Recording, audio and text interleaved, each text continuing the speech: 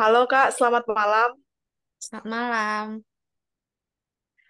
Buru-buru ya Kak, boleh minta waktunya Kak. bentar ya? Oke. Ya, 10 menit sampai 20 menit aja Kak. Perkenalkan saya Nafsia Yohan yang kemarin sudah meminta izin untuk meneliti Vaganza Kekri. Jadi, saya akan mewawancara Kakak sekitar 10 menit sampai 20 menit terkait BMC dan SWOT eh, pada Vaganza Kekri. Nah, BMC ini nanti ada 9 elemen, Kak. Nanti akan saya tanyakan dan SWOT ini ada 4 elemennya. Kekuatan, kelemahan, peluang dan ancaman pada Vaganza Kekri. Oke, Kak. Sebelumnya Kakak boleh ceritakan dulu sejarah dari Vaganza Kekri, bagaimana terbentuknya, terus sejak kapan, dan boleh diceritakan siapa saja pendirinya atau pekerja pada usaha ini.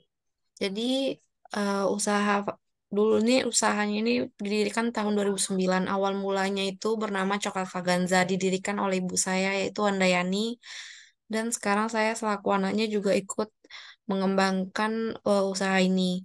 Lalu pada tahun 2017 Coklat Vaganza berubah nama menjadi Vaganza Kekri karena usahanya itu berubah, menambah variasi produk yaitu dari coklat, kue kering, kue ulang tahun, dan bolu-bolu. Nah, pada tahun 2017 itu diubah menjadi nama Vaganza Kekri. Kalau boleh tahu perbedaannya apa ya Kak sama yang dulu? Apa mungkin sekarang selain produknya ya, pemasarannya atau yang lainnya? Kalau dulu pada awal mulanya itu kan memang coklat Vaganza itu kan cuman di supermarket doang dititipin. Nah, sekarang karena banyak produknya juga mulai mengembangkan juga di pasar online gitu. Oh, berarti udah pakai digital marketing ya Kak? Iya, berjualan di Facebook, Instagram. Oke. Untuk proses bisnis di Vaganza Kekri sendiri bagaimana ya Kak? Untuk coklat Vaganza itu kalau proses bisnisnya itu kami hanya membuat packaging dan lalu mengantarkan memasarkannya di beberapa supermarket ya. Nah, tapi kalau untuk usaha di bidang kuenya itu, setelah membuat produk kan kami foto, kami posting di sosial media. Jadi pemasarannya itu melalui online dan customer itu memesannya melalui online gitu. Oke. Oh, jadi pembagiannya kalau coklat itu dia dititip ke supermarket, kalau misalnya yang kue-kue dan produk lainnya baru di online ya. Iya. Nah, eh, nah langsung saja saya tanya terkait 9 elemen pada bisnis model Canvas. Yang pertama itu ada elemen customer segment atau segmen pelanggan. Kalau boleh tahu siapa saja yang menjadi segmen pasar atau target konsumen, target pasar dari Vaganza KK. Kalau usaha Kalau produknya ini sebenarnya bisa dikonsumsi oleh semua usia dan semua kalangan ya. Perbedaannya itu cuman di online dan offline aja. Pembelian kalau lebih kalau coklat itu pembeli langsung secara offline, tapi kalau cake, eh, kue dan cake itu secara online gitu pemasarannya. Oke, oh gitu ya. Berarti kalau misalnya, eh, berarti ini ya, targetnya kalau yang offline itu untuk coklat, retail, sama supermarket ya. Tapi kalau Iya. untuk yang offline, dia perorangan ya berarti, Iya. individual. Oke, lanjut ke elemen kedua, itu ada value proposition atau proposisi nilai. Nilainya itu maksudnya nilai unggul, nilai lebih yang dimiliki dari Vaganza Kekri. Kira-kira apakah yang menjadi nilai lebih atau keunikan dari produk Vaganza Kekri, Kak? Ya kalau di bidang coklat itu kan kalau misalnya coklat yang kami buat itu dia tuh banyak karakter dan warna. Berbeda dengan pasaran yang biasanya kalau coklat-coklat Singapura itu kan hanya satu aja warna coklat kalau nggak warna putih gitu ya. Tapi kalau di bidang kue, keunikannya itu kami itu banyak variasi rasa, lalu da- eh, desainnya itu bisa di custom gitu, di request gitu. Oke. Setelah itu sama Iya, Kak. bisa dipesan pada hari H gitu. Misalnya pesan hari ini bisa jadi hari ini gitu, 4 jam sebelumnya gitu udah jadi. Oke. Kalau untuk channelnya atau jalur ya, jalur distribusinya itu, atau jalur untuk menyampaikan produknya. Bagaimana cara Vagansa Kekri menyampaikan produknya yang ingin ditawarkan ke pelanggan? Jalurnya apa aja kira-kira? Nah, kalau coklat itu kan karena kami itu dititipin di supermarket ya. Ada Top 100, ada di Jodoh, ada di Victoria. Pokoknya hampir seluruh Batam gitu, supermarket dan minimarket. Nah, kalau online produknya itu kue, dijualnya itu melalui sosial media seperti Instagram, Marketplace, Facebook, dan WA bisnis. Kalau di yang supermarket tadi itu berapa ya Kak mitra untuk supermarketnya yang Mitra dititipkan kira-kira? Mitranya banyak ya, bisa 30-an lebih lah, supermarket, market 50 bisa lebih Seluruh seluruh ini ya di berarti Batam. seluruh Batam ya.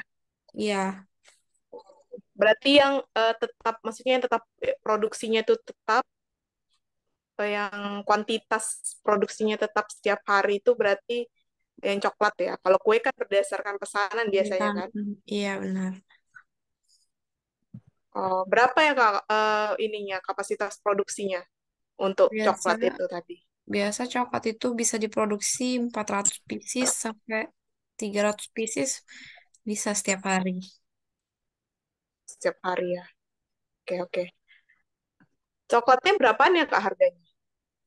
Kalau coklat harga jual di luar itu 3.000 rupiah. Harga dititipkan ke ini toko Kalau retail atau supermarket nih? kalau komisinya itu per supermarket 500 untuk satu piecesnya. Oke. Oke Kak, untuk customer relationship, nah bagaimana hubungan atau cara berkomunikasi dengan pelanggan ini di Vaganza Kekri? Nah, kalau misalnya secara offline itu biasanya itu kan melalui supermarket. Jadi pelanggan itu kan bisa lihat langsung produknya ya. Selain itu juga ada reseller. Kalau reseller ini biasanya itu di hari-hari besar gitu. Nah, itu ada komisi juga buat reseller yang bisa menjualkan produk kami. Nah, lalu Mhm. kalau untuk komunikasinya itu secara online itu biasa itu kami nguploadnya di Instagram, di Facebook. Nah, itu customer itu bisa melalui DM atau chat gitu. Oke. Berarti yang offline ini pastinya langsung, yang online ini lewat sosial media yang dipakai ya. Ya, Untuk key partnership, ini elemen kelima Kak, key partnership itu apa mitra eh, partnership kunci ya, mitra mitra yang diajak bekerja sama itu kira-kira siapa aja mitra yang diajak bekerja sama oleh Vaganza Kekri seperti supplier atau pihak eksternal ya. kalau supplier itu kami kan biasa tuh beli di toko bahan Kue Glory di Vanindo. Dan kalau untuk kemasan, maksudnya yang tidak tersedia di Glory itu kami belinya di toko Overseas di Jodoh. Nah, lalu kalau untuk kurir itu kami biasa itu menggunakan Maxim atau kalau yang jauh itu menggunakan Kurir Express IJM itu tarifnya 30.000 seluruh Batam. Oke.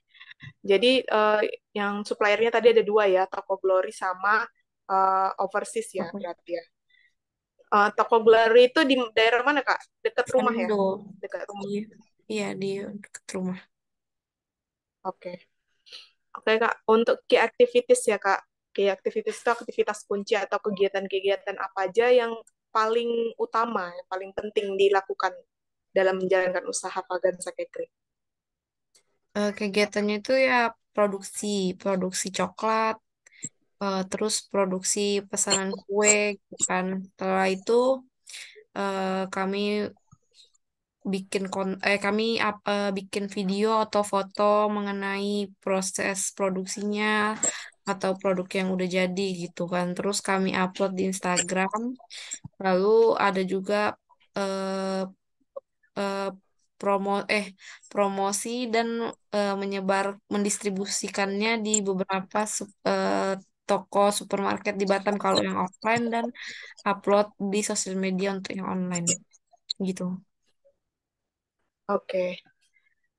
Untuk elemen ketujuh ada key resources, itu sumber daya kunci atau sumber daya utama yang digunakan Vaganza Catering itu apa aja ya Kak yang dibutuhkan? Kalau sumber dayanya itu ada sumber daya manusia seperti kami ownernya dua sama ada yang bantu untuk produksi coklat itu satu orang karyawan. Lalu ada rumah produksi yang berada di Taman Batu Haji Indah 2, Blok V nomor 4. Lalu ada mesin-mesin peralatan untuk membantu produksi seperti oven, mixer gitu. Oke. Ovennya ada berapa ya Kak? Kalau boleh tahu Kalau oven alat-alatnya. ada satu, oven gas. Oven gas. Kalau untuk mixernya, Mixer yang kecil ada 3 pieces, sama yang besar ada satu. yang besar satu. Yang besar itu yang muatannya berapa Kak? Kalau boleh tahu. Muatannya itu bisa 15 sampai 20 kilo adonan. Oh, oke.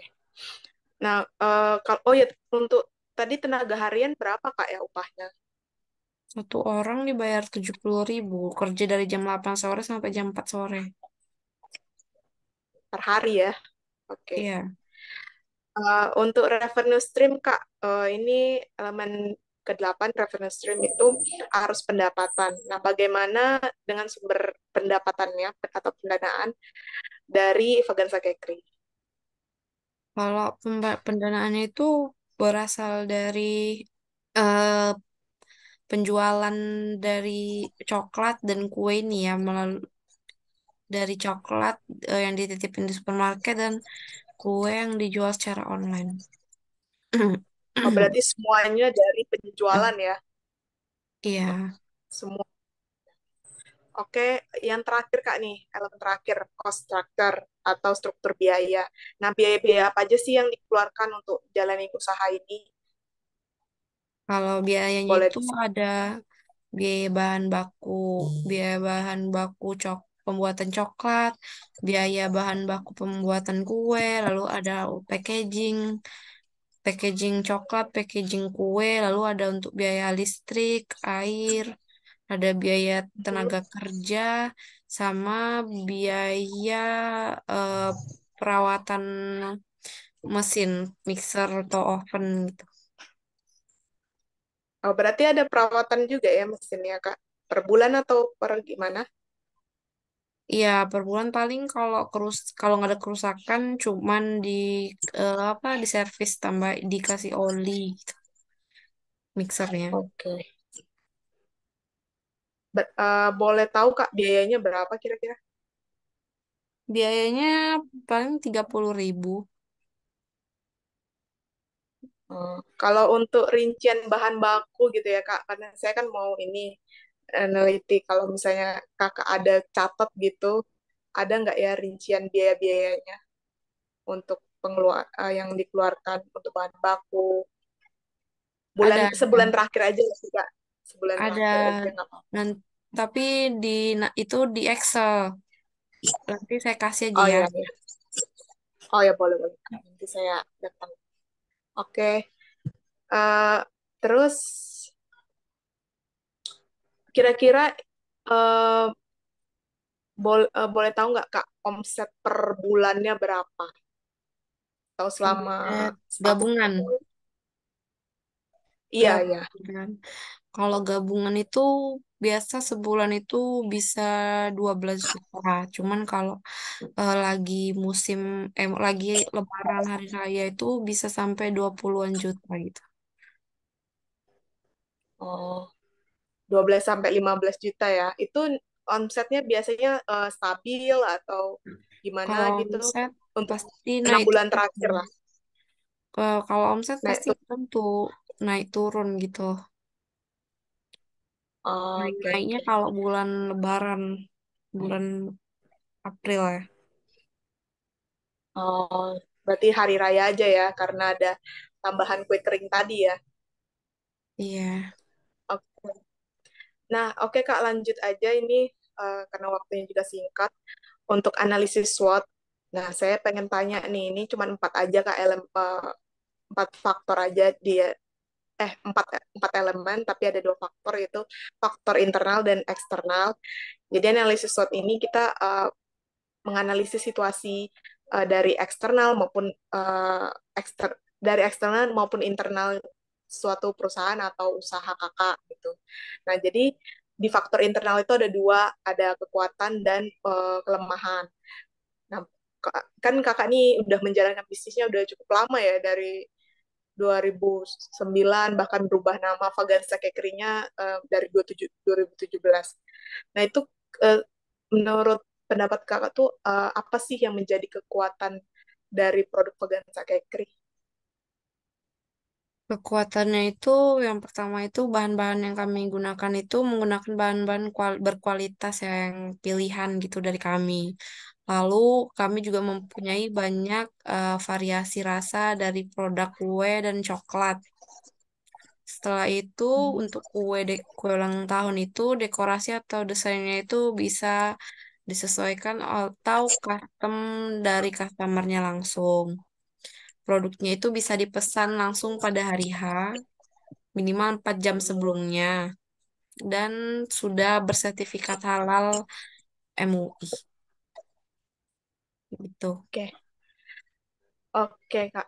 Kalau untuk kelemahannya sendiri, kira-kira apa ya Kak di Vaganza Cakery? Kalau kelemahannya ini kan karena kami masih home industry ya, terus rumahnya juga eh, tidak, maksudnya tidak strategis gitu lokasinya untuk dijangkau oleh konsumen gitu kan. Lalu packagingnya juga masih pasaran, maksudnya packagingnya itu masih ada yang tersedia di toko, belum custom. Nah, lalu untuk kue ulang tahun itu juga resikonya tinggi kalau untuk pengiriman melalui aplikasi Gojek dan ongkirnya juga cukup mahal kalau misalnya jauh pengirimannya gitu kan. Terus kalau customer misalnya desain kuenya itu ribet gitu kan, harganya itu juga makin mahal gitu. Oh, jadi harganya juga walaupun bisa disesuaikan budget, tapi kalau desainnya ini bisa lebih Ada mahal ya. tambahan, ya gitu. Oh, oke, Kak. Nah, sekarang untuk faktor eksternal, faktor dari luar, itu ada peluang sama ancaman. Kira-kira peluang apa aja sih yang Kakak bisa lihat gitu dari pas Kakak menjalankan bisnis ini? Peluang apa aja kira-kira? Nah, kan kami juga jualannya ini kan melalui online ya, pemasaran secara online. Nah, itu bisa menjangkau konsumen yang lebih luas gitu. Karena kan bahkan seluruh Batam gitu, karena kan semua itu pegang internet ya. Habis itu karena biasanya itu kan di sosial media itu ada yang lagi viral gitu di TikTok atau di Instagram Reels. Nah, itu tuh biasanya itu customer itu eh, request gitu kuenya itu mau seperti yang sedang viral itu. Nah, itu biasanya itu lebih banyak gitu requestannya. Terus kami juga bisa melakukan inovasi produk dengan yang lagi viral itu dengan cara amati, tiru, dan modifikasi sendiri dengan ala Vaganza Kekri gitu. Setelah itu, kadang kan pemerintah atau dinas UMKM itu kan mengadakan bazar. agar produk-produk UMKM yang dibinanya itu bisa lebih dikenal di masyarakat. Nah, di situ Vaganza Kekri ikut untuk salah satu strategi promosi yang bisa kami lakukan. Oh iya.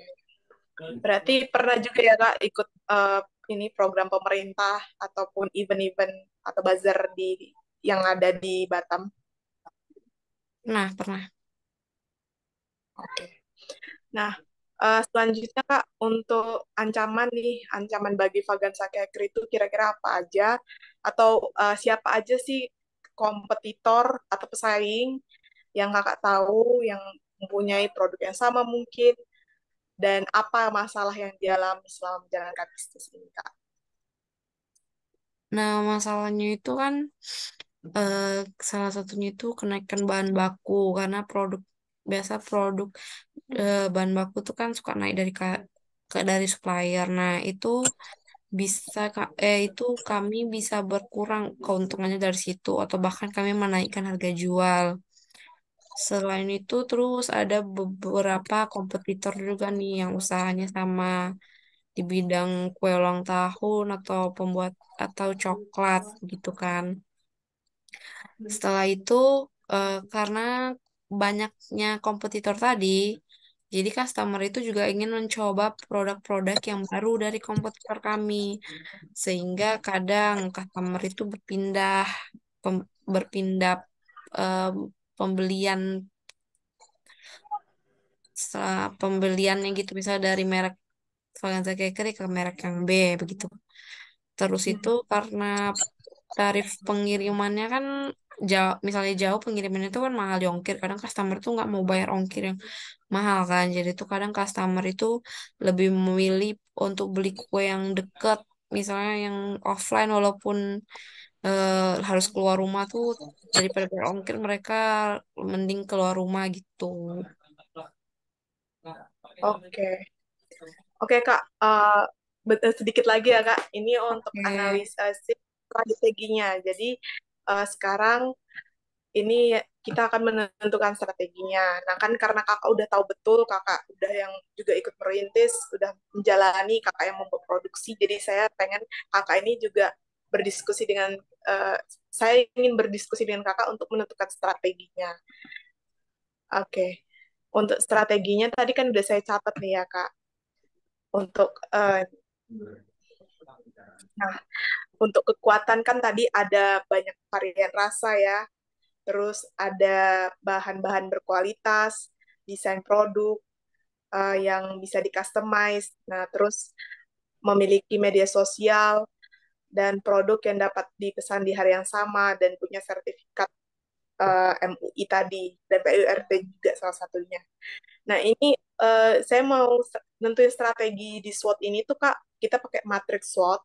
Jadi disilangkan yang tadi kekuatan, kelemahan, peluang ataupun ancaman itu nanti disilangkan. Nah, jadi saya uh, pertama mau kita tentuin dulu strategi SO-nya ya. Mm-mm.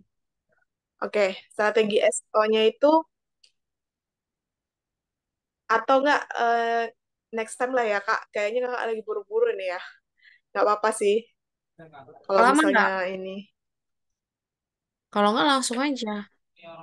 Iya, oh, mau langsung. Oh ya udah, Iya. boleh. Nah, jadi kan tadi ini Zoom-nya soalnya udah tinggal 8 menit tapi oke, benar-benar bisa. Nah, untuk kekuatan dan peluang.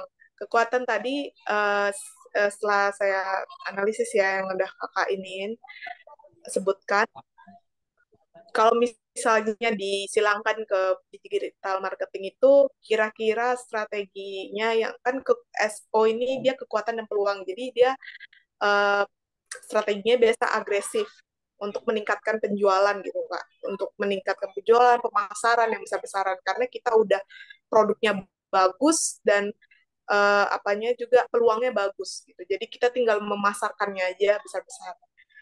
Nah, jadi menurut saya itu strategi yang bagus itu salah satunya itu pemasakan iklan di internet. Karena kan memang ada produk offline, tapi kakak juga punya platform media online. Kakak punya di situ, cuman mungkin jarang ya Kak iklan kalau saya lihat di Instagramnya.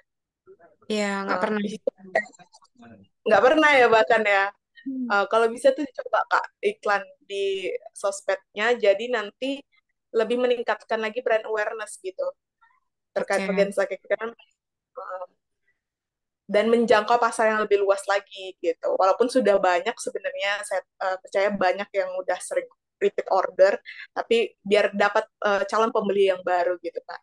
Nah, untuk strategi kedua, sebelumnya Kakak setuju nggak itu strateginya? Setuju. Iya. Oke, lanjut ya Kak. Untuk strategi kedua ini, saya juga um, sempat menganalisis bahwa sepertinya inovasi produk ini perlu dilanjutkan, Kak, berkelanjutan untuk menangkap perhatian pasar. Nah, karena tadi Kakak bilang kan, peluangnya itu bisa inovasi produk karena banyak masyarakat yang apa ya, yang mau desain itu yang viral gitu, yang unik-unik, variasinya juga selalu baru. Nah, jadi inovasi produk yang tadi, khususnya yang kue-kue itu, yang bisa di custom itu perlu dilanjutkan sih, Kak. Tinggal ditingkatkan lagi gitu. Terus-terus melakukan inovasi produk. Gimana, Kak?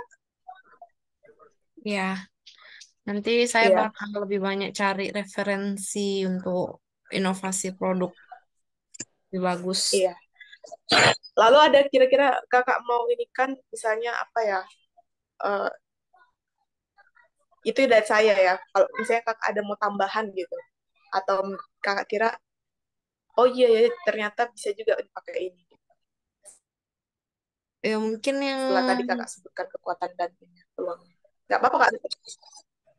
Ya, apa yang mau ditambahin itu mungkin yang iklan tadi benar ya kan, karena memang jangkauan iklan itu bisa lebih banyak kayak walaupun itu berbayar gitu kan.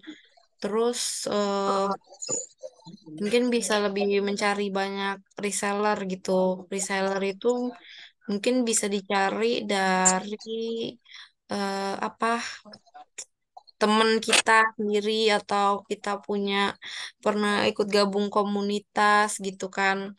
Nah, bisa kita tawarin relasi ke ya dia. berarti. Ah, ya, Relasi. iya gitu. Berarti iya benar-benar penambahan relasi lagi ya yang baik Iya, kepada komunitas atau enggak ke pemerintah juga tadi kan pasti kan ketemu dengan UMKM lain kalau pas pelatihan itu Kak bisa tuh cari relasi-relasi. iya betul. Iya benar. Jadi ada tiga ya Kak strateginya. Yang pertama itu pemasangan iklan tadi di internet untuk meningkatkan promosi dan penjualan dan juga brand awareness. Yang kedua inovasi produk yang berkelanjutan ya Kak. Dan yang ketiga itu untuk meningkatkan relasi ke pemerintah, komunitas ataupun reseller-reseller gitu ya. Oke, nah Kak untuk strategi WO nih. WO ini weakness dan opportunity. Jadi disilangkan kelemahan dan opportunity. Saya sebutin lah hasil analisis saya yang sudah Kakak jelaskan tadi, saya Kakak sebutkan tadi. Nah, untuk yang pertama itu Kakak bisa sih buka cabang, Kak. Buka cabang atau toko fisik untuk memudahkan pelanggan Kakak. Karena tadi kan kelemahannya lokasinya itu di dalam ya, perumahan, susah di ini. Kayaknya bisa tuh, Kak, buka cabang atau toko fisik gitu, mungkin di pinggir jalan yang agak lebih apa ya, strategis. Jadi orang orang yang mau beli kue ready stock, kadang kan orang kadang nyari ya hari H temennya ulang tahun atau keluarganya ulang tahun dia pengen beli di toko yang ready stock gitu. Karena kakak juga bisa membuat di hari yang sama tadi kan pesanannya. Sebenarnya bisa aja kakak buka toko offline, apalagi penjualannya udah banyak gitu. Mm-mm. Menurut saya penjualan cash flow-nya itu lumayan tinggi ya, perputaran cash flow-nya. Jadi boleh sih Kak buka cabang kalau misalnya itu. Kira-kira kalau buka cabang ini menguntungkan nggak Kak? Atau misalnya modalnya cukup nggak gitu dari hasil penjualan tadi hasil pendapatan? Seharusnya sih dilihat dulu ya, mau toko offline itu dibuka itu di daerah mana, sebesar apa rukonya, terus biaya per bulan sewanya berapa. Nah, kalau misalnya cocok dengan pendapatannya, bisa aja gitu Nggak, dibuka. kalau untuk kan kakak nih tahu nih omset kakak kira-kira kadang-kadang bisa nyampe 20-an juta yang standarnya 12 lah minimal ya 12 juta. Nah itu kira-kira sewa ruko kan kalau di daerah saya ya, di daerah di Sungai Beduk di Tanjung Priok ini 2 juta ya per bulan. Nggak tahu sih kalau di daerah kakak biasanya berapa ya?